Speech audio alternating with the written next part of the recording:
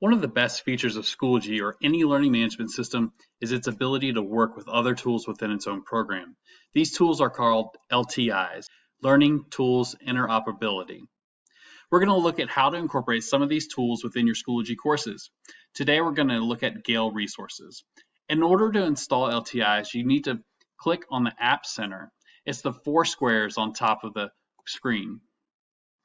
Once in the App Center, you can filter by the options at the top. Note that not all LTIs are free and won't necessarily work without a subscription. We're using Gale resources today due to its already having purchased subscriptions. You can scroll until you find Gale resources, or you can click Control F and type Gale. Once you find the resources, click on the name and then choose Install LTI app. Agree to sharing of the data. This has been vetted by the Department of Technology.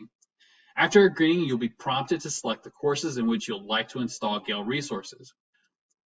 Once it's installed, click Courses and go to the link on the left-hand side.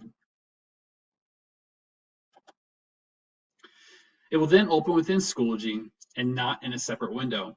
This is a great way to keep student resources centralized and eliminate the need for students to transition between programs.